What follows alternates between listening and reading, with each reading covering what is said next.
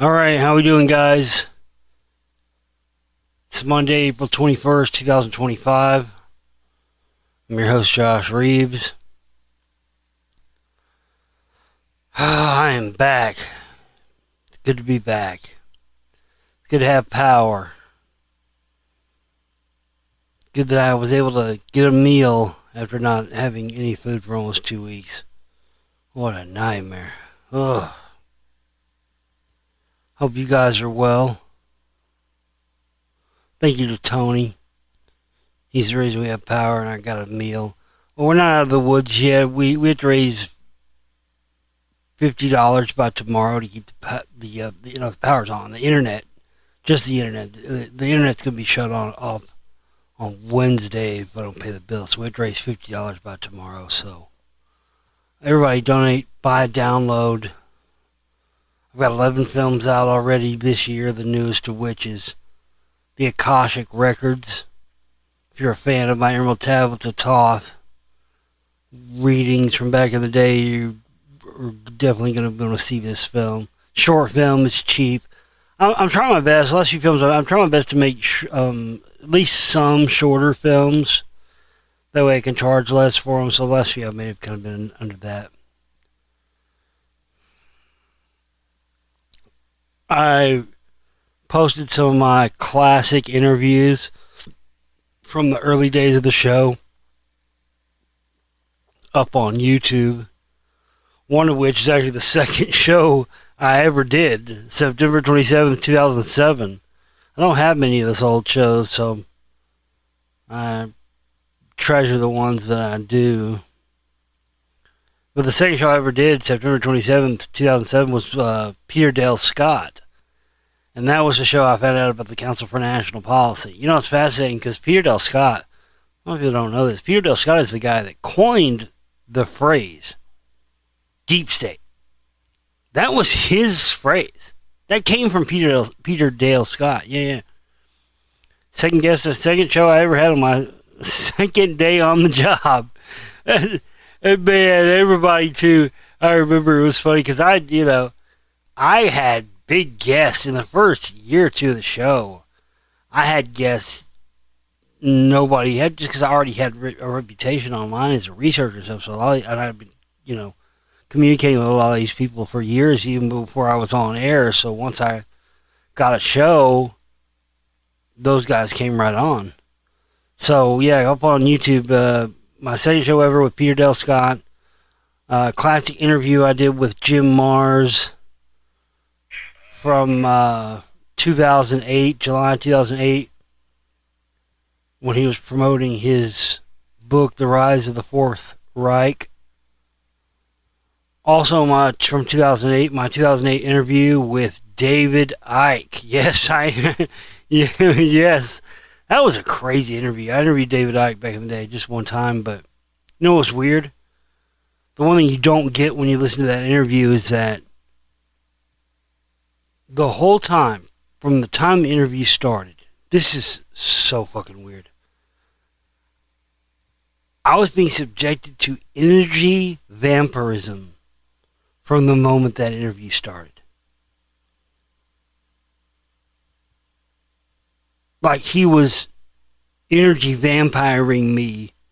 And when the show ended, I had one of the worst migraines I've ever had in my life. It took me hours to recover from it.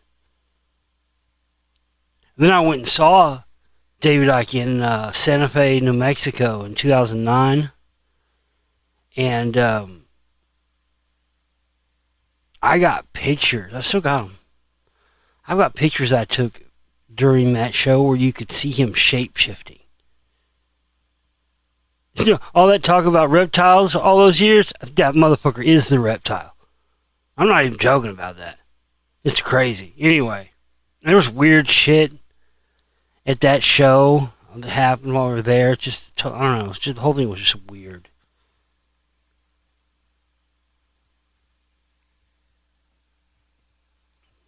So that one's up there. Peter Dale Scott, Jim Mars, David Icke, and then the newest one I posted yesterday, which actually was recorded 14 years ago yesterday.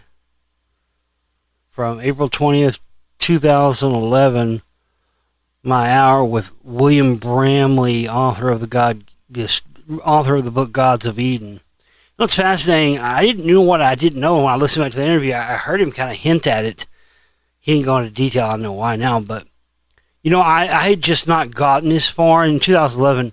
I had not gotten this far into my Scientology research then. I didn't know about the free zone Scientology or squirrels or any of that yet. Well, that's what I found out later after I did that interview. And that's what makes that interview fascinating when you listen to it. William Bramley is not his real name. His real name's something else. It's a fake name. William Bramley's a squirrel. I didn't know that at the time. He's a for real squirrel. Yeah. He's a defector of Scientology. He was in Scientology and then he defected and started telling off their secrets. So he's squirrel status with the Church of Scientology, yeah. And he mentions in that interview something about I thought about joining the Freemasons just to find out their secrets and give them away or whatever. But that was the hint he dropped. See, I didn't pick up on that hint when I did the interview because I didn't know he was a squirrel yet. I didn't even know anything about the concept of that they call them squirrels. People who defect from Scientology and all that. I didn't know that. William Bramley's a squirrel. That means so. And I read, that you can find that audiobook is still out there. I read his book, Gods of Eden. Now I understand. Oh, so he was their second go-to guy after Sitchin. Remember I told you that story? It's in Anunnaki, the movie 1. I told you the story about Sitchin and how he was paid by L. Ron Hubbard to write all that stuff to lend credence to Scientology. And, well, it's pretty clear William Bramley was also a guy who did that as well. Also, the only difference, he was an actual member of the Church of Scientology at some point. But it's a really good interview. And I don't know, I wanted to post some of this older stuff on my YouTube channel because I've been on air for 18 years this year in September. And a lot of people might be new to my work. A lot of people are new to my work, and they just, it's not that they forgot. They just don't know how long I've been around and how much I've really done. So I'm going to post some more of that classic stuff in the coming days and weeks. Man.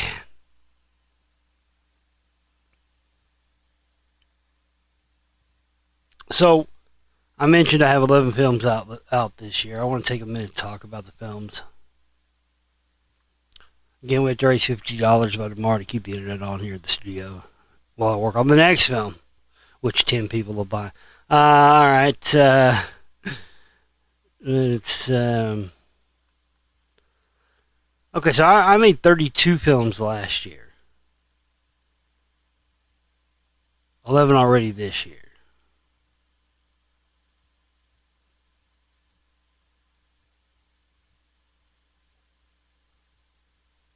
10 in 2023. All right. So last year, I'm gonna start on last year. What was the first film I put out last year? Spellcasters Volume 5. Then came Merle Haggard, American Hero. Whether or Not, Skies of Lies. That's my chemtrail film. It's the best chemtrail film ever made, and it was 10 years worth of research, but in 20 years. Yeah, 20 years. 2004 was when I started, so yeah. 20 years researching Whether or Not, Skies of Lies, my chemtrail, whether or not you should get that one. The MC5, Detroit Steel, The Inside World, Operation Mongoose, JFK, the Mafia, and the CIA. That's a crazy one because it's just, I made that film last year, and the truth that it's actually, not that I doubted it was true, but we got confirmation it was real this year with the Kennedy document release. Illuminated, The Illuminati, Some Facts, Some Fiction. Origin of Power, The Priest Class. That's a really good one. The Chronovisor, Real or Not. Hyperthymesia, Never Forget. Terraform, The Ultimate Reset, that's all about terraforming and the idea the elite could terraform the planet. The crazy, environmentalists to wipe out humans and hit the reset button on Earth. Operation Dominic, Fishbowl and Starfish, Mother of All Lies. That's one of my favorite ones.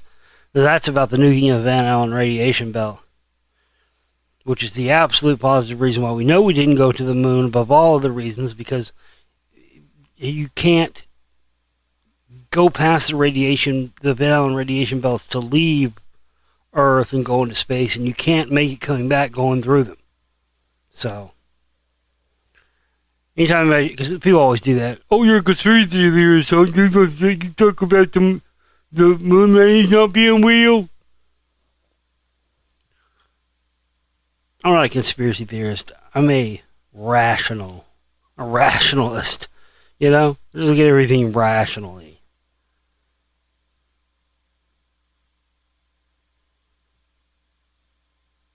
Armageddon 2025, but all the different ways the world has been predicted to end this year. We still got time. The Mandela Effect, Fact or Fiction, and that was one, because when I first heard about the Mandela Effect, I didn't believe in it, And then one actually happened to me, and then I went, oh, there's something to this.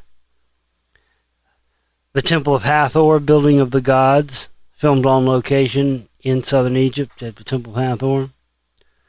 The Secret Right 2024, Replaced Beyond Fall. That's an important one because that's got somebody else that I discovered has been replaced besides just Fall, McCartney. Queen's Bedroom, told you about that one recently. The Spellcaster's Addendum, The Dirty Tricks Department. That's an overlooked one. The Great Reset. That's another important one. Spookcoin, Did the CIA Create Bitcoin? Kennedy versus Fauci, Truth versus Lies. Where's Shelley? The Disappearance of Shelley Miscavige. The Simulation Theory. Anunnaki the Movie. Synchronicity. That one is one I really enjoyed making that a lot of people skipped over. You should definitely see my movie Synchronicity. And the one right after it, too. Pretty much that's where the run begins, I think, right there, as far as it's almost every film I've made since after Anunnaki the Movie has been overlooked. So Synchronicity, The Tale of Quetzalcoatl, that's a fucking really good one that a lot of people didn't check out, and you really should. Because it ties in with the Anunnaki stuff and all that. Anunnaki 2, Demigods and Demons. Death from the Left, Socialism, Marxism, and Communism. The Complete History of Hermetics, The Ultimate Masterclass. Yeah, that one kind of ties in with the newest one I made, the Akashic Records also. The Lemurians, Blavatsky and Theosophy, Past Lives and Reincarnation. The Drone Truth, that was the first film of this year, deals with all the drones over New Jersey and gives you the truth you won't get anywhere else. Arthur C. Clarke Predicts the Future. Mystery Fog, The Fog of War, about the mystery fog that also occurred this year. The Alaska Triangle. The Spellcasters Volume 6 comedy, that's the final installment of the Spellcaster series, and it's the most, so far, the least performing one of all of them. I guess people don't want their bubble busted on their favorite comedians, just like I busted their bubble on Alex Jones and all their right-wing people back in the day. A lot of people are scared of my info because I ruined Paul McCartney and ruined the Beatles for them. So now a lot of people don't trust me because they know that I'm probably gonna, if they like something, I'll probably ruin it if they hear me talk about it. Hey, listen, I can't apologize for that. I'm just doing my job. It's what I do. If it ruins your favorite band for you for life, well, sorry. Sorry, not sorry. Badfinger, Tragic Beauty, that's another one from this year about the band Badfinger, one of my favorite bands ever. Our Thing, Cosa Nostra, The History of the Mafia. God is AI, my most important film of this year. The top 10 conspiracy theories of 2025 according to AI. Polybius, about the mysterious CIA created video game of the same name, Polybius. And that brings us to the last and newest one, the Akashic Records. So you can find links to the download store in the comment section on YouTube, anywhere else. Just in any of my videos on YouTube, just hit the comment section. If you're ever trying to find how to donate or find the download store, any of that, just hit the comment section. It's usually always the first comment on my videos that I post, okay? Patreon.com/Reeves Mafia. That's patreon.com/Reeves Mafia.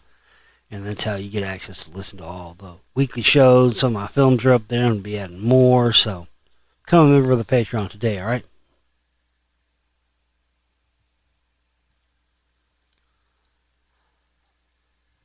Wow. So it was Easter weekend this weekend, and the Pope passed away. See that shit?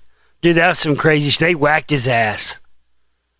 Oh, the Pope got fucking whacked on. I can't believe people should be fucking screaming for their rafters about this. Is oh, you know about Easter and Ostara, pagan fucking fertility ritual and all that. I mean, they always, they always made a sacrifice on Ostara for the fertility of the future.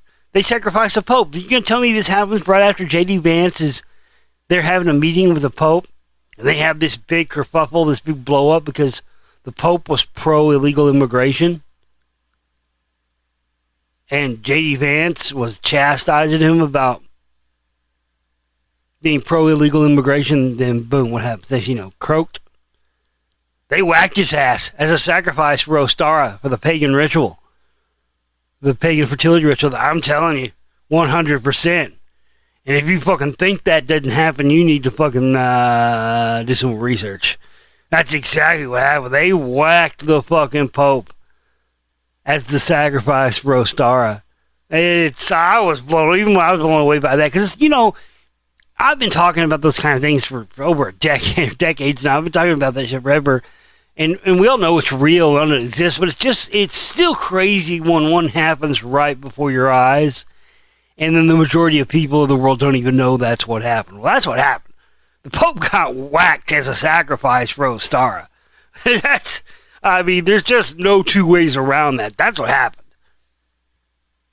It just goes to show you the power of the Trump administration as well. It's just crazy. Yeah, they whacked him for sure. 100% they whacked him. There's no doubt about that. Listen, it doesn't matter who's in there. Doesn't matter if it's your guy, their guy, and by your guy, their guy, I mean the guy on the right, guy on the left, whatever. Doesn't matter who the president is, okay? One thing you can count on happening. Go back and look at every single president ever. What happened? What one thing of all things, and many things happen under presidents, but what one thing do all presidents have in common? What happened under every president that's ever been president of the United States? Give up. People got whacked. Doesn't matter who the president was in every presidential cat or whatever. People got whacked. People got whacked under Lincoln. People got whacked under Washington. People got whacked under every single president. People get whacked. That's what happens. People got whacked under Reagan. People got whacked under Clinton, of course. We know that. But, everybody gets whacked. People get whacked under fucking for political reasons, not just like people randomly get killed. People get fucking whacked. What is being president good for if you can't have people whacked when you have them whacked, really? You know what I mean? It's kind of like being a mob boss. What good is being a mob boss if you can't take out your enemies, right? With impunity. Same thing here. The Pope, as figurehead of the Catholic Church, is just too... the Pope, if you're the Pope, you're bigger than the President, you're bigger than the Queen, you're bigger than Britney Spears, you're bigger than Taylor Swift, whoever. You know what I'm saying? So who is the biggest and most well-known, or who was, rather, He's gone. Who, before he died, who was the biggest and most well-known pro-illegal immigration person in the world? The Pope. And with the majority of, I don't say a majority, let's just say, because that's two. Let's just say a good number, a great number, with a great number of Mexican people being Catholic. This has been viewed by people against illegal immigration as, the biggest voice that Mexican people are going to listen to is going to be the Pope, Catholics in general. And if they're basically telling their congregation that they encourage illegal immigration, that's, the powers that be there against illegal immigration are, whether the math's correct or not, they're going to add 2 + 2 to equal 4 in their head and go, okay. Maybe all this illegal immigration has been caused by the fact that the Pope was telling everybody they should be illegally immigrating to America. You know what I mean? So, you can be against something. I certainly, I'm against wagging, but you can be against something, but also still see the point. You know what I mean? I mean, if you see all the millions of illegal Mexicans pouring into the United States, and then you realize that the Pope himself, who a lot of them listen to, is telling them they should do it. That's, that makes the Pope no different than Saddam Hussein and, fucking Mossadegh in Iran, whoever. You know what I mean? Makes him an enemy of the state. And I think the United States government, in my opinion, viewed the Pope as an enemy of the state and had him taken out. I believe it, 100%. No question.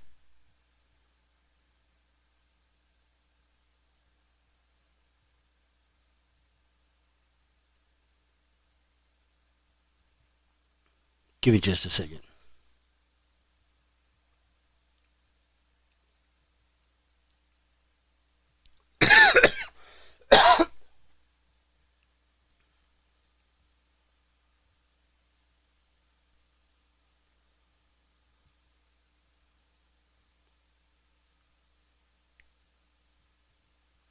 Oh.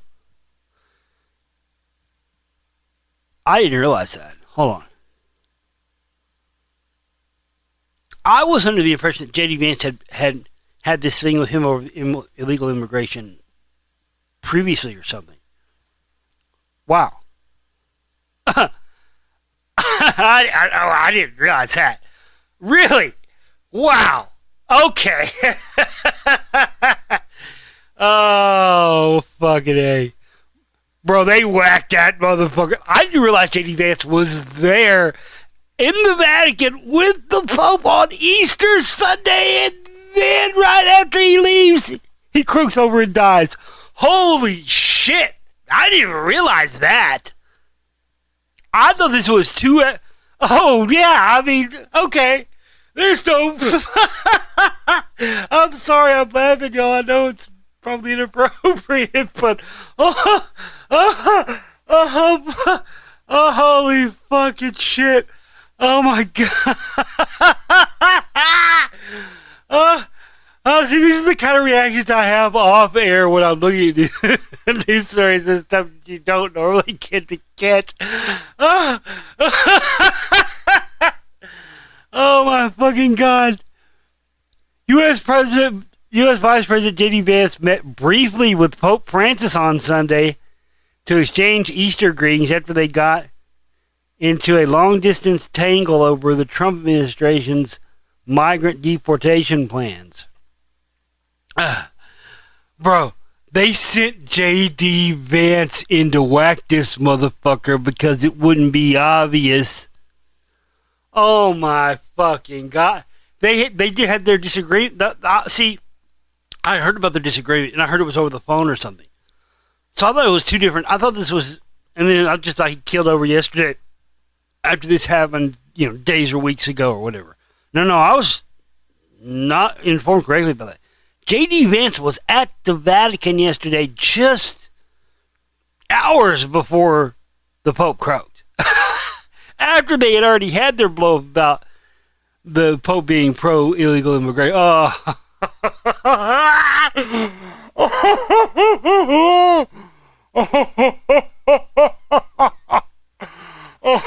Oh my fucking God. Damn. They used to be a little more subtle about it. They used to not make it so obvious. Boy, that was obvious as fuck right there. The Vice President of the United States goes to the Vatican and meets with the Pope, and then a couple hours later he croaks over dead. Nah. And we're supposed to just think that's a coincidence, huh? Okay. Nice story, bro. Oh, man. Cool story, bro. Yeah. I believe in that one for a second. People who believe that also believe Michelle Obama isn't a man.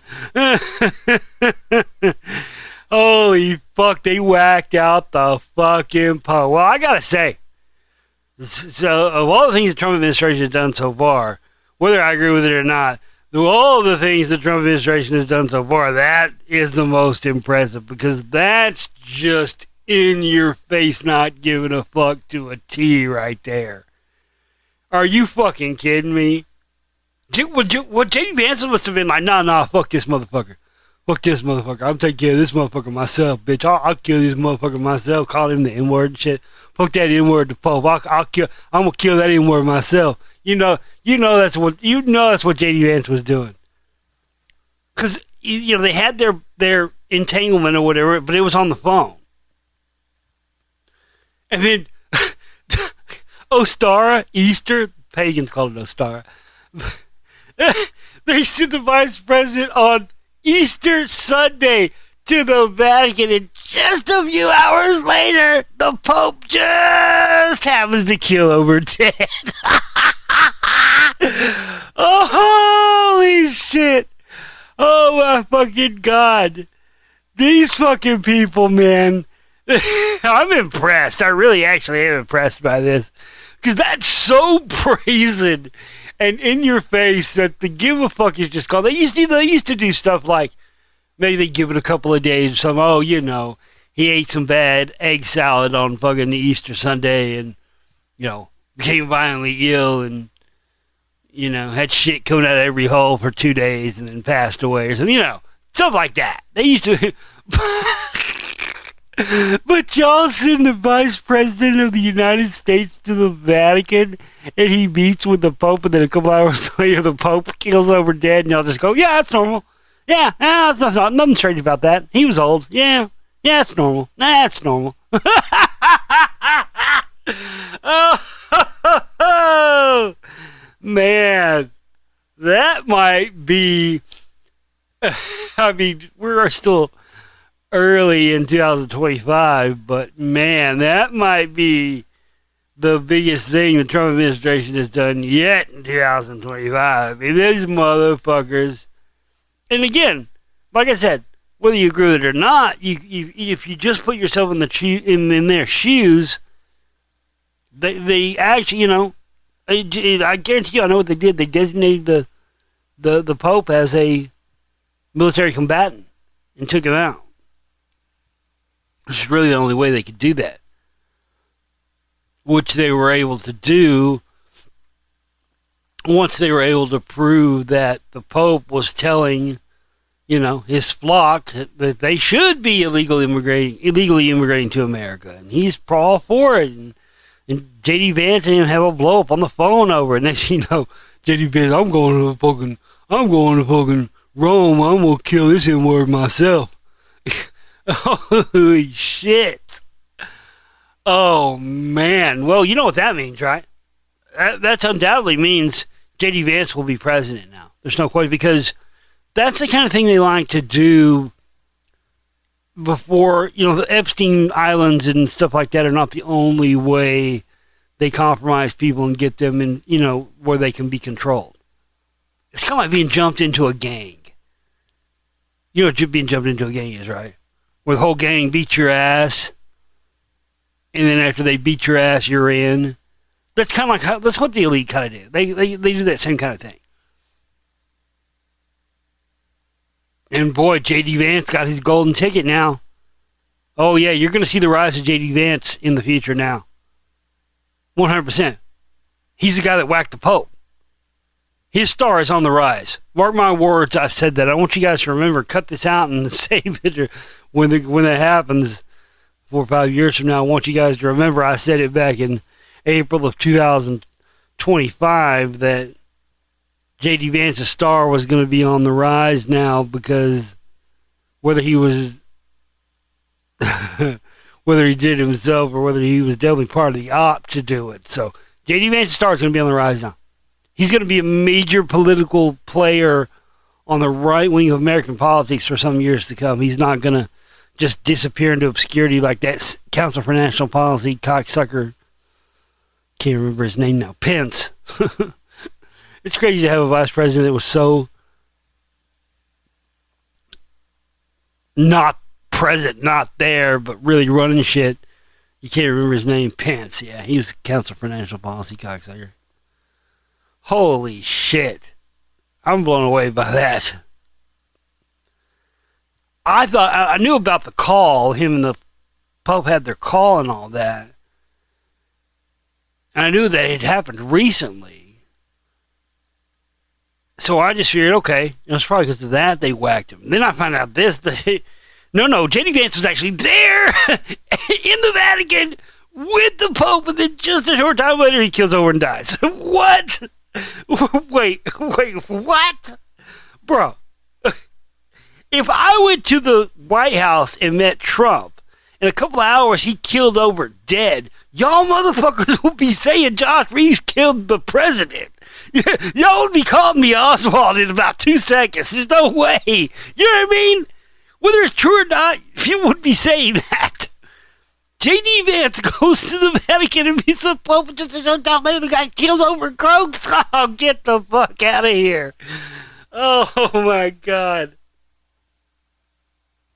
Wow. Wow, that one even fucking blows my hair back. Garden of Eden found as scientist claims biblical paradise is linked to the pyramids of Giza. Well, could be true because I told you before, the people who built the pyramids came from inner Earth. The passageway into inner Earth is underneath the Sphinx. A scientist has made a bold claim that the Garden of Eden was located in Egypt. No, it was located within the earth. It may have been under the earth in Egypt, but it was under the earth. Rather than the traditionally accepted region of the Middle East, according to the blah, blah, blah, blah, blah, I don't care according to the Bible, we all know that. However, Dr. Konstantin Borisov, a computer engineer, has now argued that these rivers correspond to the Nile, Euphrates, Tigris, and Indus, which are in alignment with the medieval European world maps. In his 2024 paper published in Archaeological Discovery, Borisov highlighted maps that show a circular world surrounded by a river named Oceanus, and the very top of the map is Paradise or Eden City nearby. Yeah, that's an inner Earth map, bro. Yeah, that's not a above ground Earth map. But thanks for playing and trying to confuse people on that. By re-examining a map from around 500 BC, it becomes apparent that the only 4 rivers emerging from the encircling Oceanus are the Nile, Tigris, Euphrates, and Indus, he wrote. Even more, the researcher claims that the Great Pyramid of Giza sits where the Tree of Life once grew. But again, that's all within the earth. That's where they came. Egypt is where they rose out of within the earth, and they built all that stuff there because that's where they first came out of. You know, with those new findings they found under the pyramid that stretched way down, those were we know now that the Great Pyramids the pyramids were just the tops of these like major obelisks that went down into the ground. They never discovered. Yeah, I can't wait till they uncover all that shit.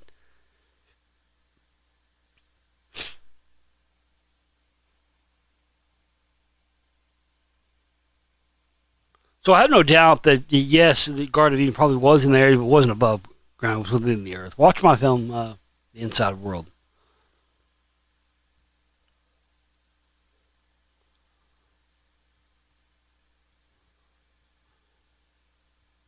Oh, give me a second. Wait for an article to load here. How humans adapted to increased cosmic radiation during a geomagnetic excursion 41,000 years ago. Around 41,000 years ago, the Earth's magnetic field weakened by up to 90% during a geomagnetic excursion known as the Last Chance event. This rare event reduced the planet's natural shielding against solar and cosmic radiation, exposing the surface to increased ultraviolet energy. A new study combining space weather modeling and archaeological evidence shows that early humans adapted to these extreme conditions through the use of ochre, clothing, and caves. While Neanderthals may have lacked such protective strategies, which may have contributed to their extinction. Well, so did inbreeding. A study by the University of Michigan established in Science Advances on April 16th examines the Last Chance geomagnetic excursion, a short-lived but intense event that occurred around 41,000 years ago. During this period, Earth's magnetic field weakened to about 10% of its present-day strength, reducing the planet's shielding capacity and allowing increased UV radiation to reach the surface. The Last Chance excursion, dated between 42,000 and 41,500 years ago, was a geomagnetic excursion, a temporary disturbance in Earth's magnetic field that did not result in a permanent polarity reversal. The event involved significant pole shifts and a sharp decline in field strength. Let me speak to that for a minute. Because it's something that's been, as long as I've been doing this, it's something I still see people to this day make videos and lie about. Listen, there is zero, and I mean zero. It's all theory. There's no provable evidence it's ever happened, because it doesn't. You know how many times, just in your lifetime, there's been pole shifts on Earth and pole shifts with the sun? A lot. They don't cause cataclysms. But still, I see people on YouTube, still in 2025, perpetuating this myth and this lie of pole shifts causing Earth-ending cataclysms. They don't. They're just natural things that happen, just like climate change is a natural thing that happens. Sometimes places are lush, tropical lands, and then now today they're reduced to barren deserts, and nobody was driving around SUVs or burning coal in those days. Okay?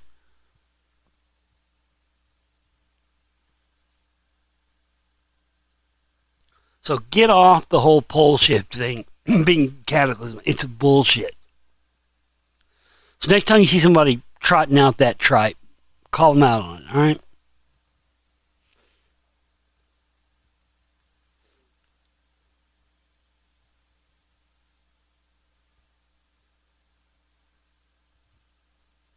Give me just a second, guys.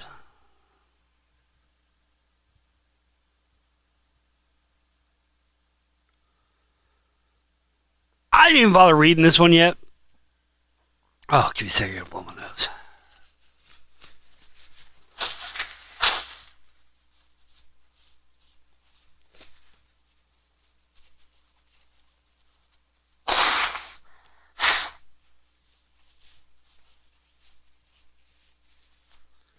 No, excuse me. I didn't bother reading this because I knew it. I was like, well, clearly just from this headline, this is some bullshit. But it's Newsweek. It's not the tinfoil time, so maybe there is something to it. But I'll find out on the show with my audience. Let's see here. You guys ready for this one? White House says it has tech that can manipulate time and space.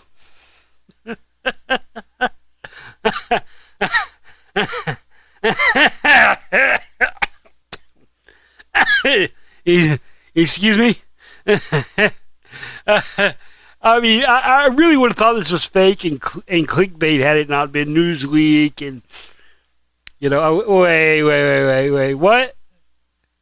If the White House really had the ability to manipulate space and time and they admitted to it, don't you think that's all that would be on TV and the internet? There's nothing. So let's find out what bullshit this is, shall we?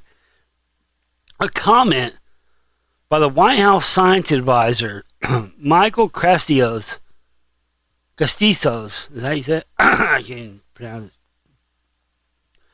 has gone viral after a speech in which he claimed U.S. technology can manipulate time and space, prompting online speculation. The viral interpretation of Castizos' comment reflects the growing impact of social media in framing public understanding of government's messaging. And guess what? AI wrote this article. Yep. No human. I can tell by the way the wording. It's this is AI written. While the White House has not issued a formal clarification, the speech's wording suggests that the phrase was metaphorical. Of course it is. Of course you would say that. I agree. Even if they had tech, they could manipulate space and time. The White House would never come out and tell us. I agree with that statement. But to try and now write it off after the fact by saying it was metaphorical, that's suspicious to me. You know what I mean? Of course they would say that. The wording suggests the phrase was metaphorical, intended to refer to the transformative nature of modern innovation, not literal manipulation of space-time or the invention of time travel. Nah, somebody fucked up. He fucked up when he said that, and there's more truth to it than he was supposed to say.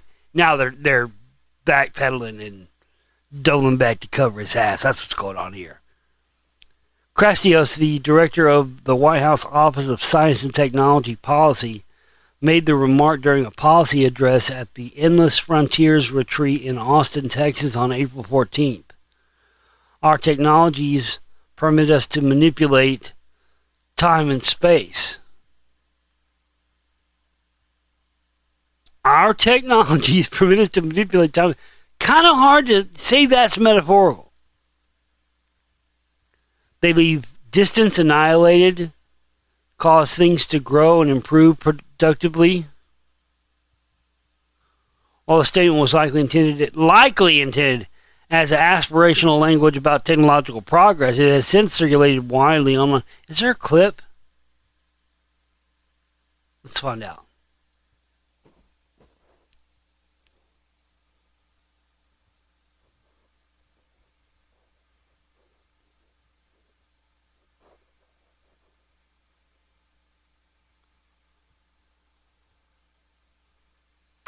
The board will decide.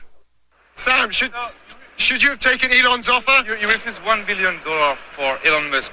What do you want to say to Elon Musk? Receive what from him? What? Almost $100 billion. Right? Sorry, the fucking clip on the article has nothing to do with the article. Why would you do that? Why would you put a clip on an article that has nothing to do with that? Whatever. That's just where we're at. How shitty the fucking media is.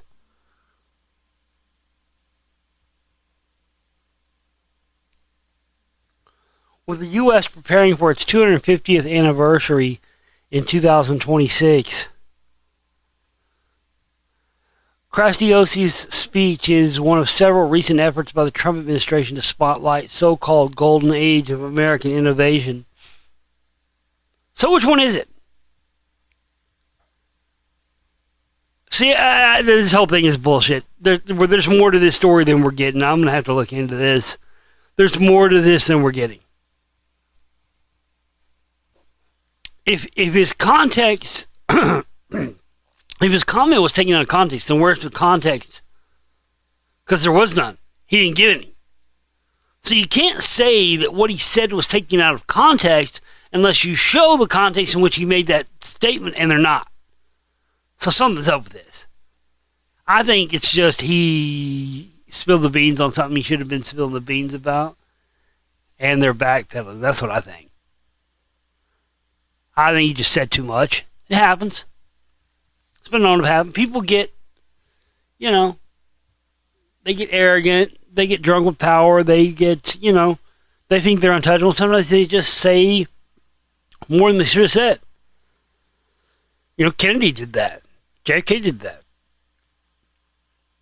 I mean, he publicly said shortly before his assassination, I want to tell the American people about the alien thing, but my hands are tied. I mean, he publicly said that. I want to tell the American people about the quote-unquote alien thing, but my hands are tied. People say too much sometimes. I think that might be the case. I think this guy might just have said too much, and then he said, well, he was talking about, he was just being metaphorical about how good our current technology is. Well, how come his speech wasn't about how good current American technology is? It wasn't about that at all. He just said that shit and moved on very quickly and didn't offer any reason up as to why he said that. So you, Newsweek, are the ones that are being conspiracy theorists on this because you're offering up the conspiracy theory that what he said was probably it was metaphorical, talking about the golden age of American technology. Okay, see what you just did there? That, my friend, is a conspiracy theory.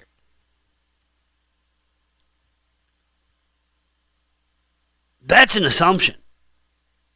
And it's an assumption to cover up the real context of why he said this. Yeah, I smell a fucking rat's ass on that motherfucker. That's what I know. That's for sure. So definitely smelling a rat on that one. No question.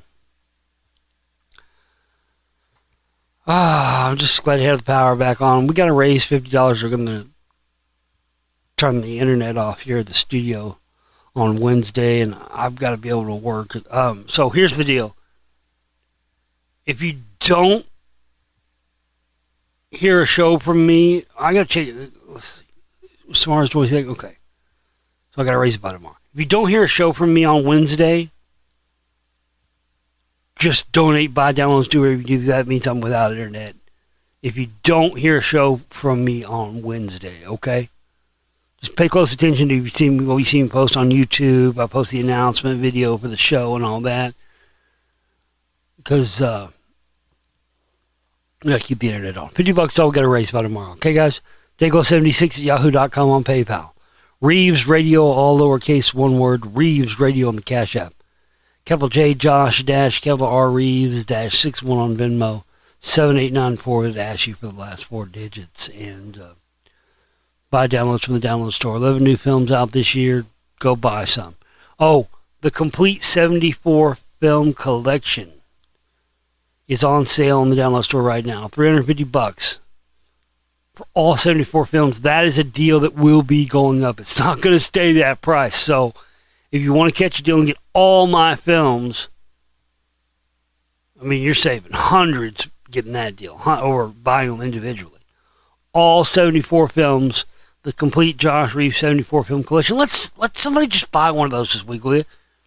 If somebody could buy one of those this week, then we'd be good until the operating costs are due again the first of next month. All right? Get to it. I love you. We'll see you next time.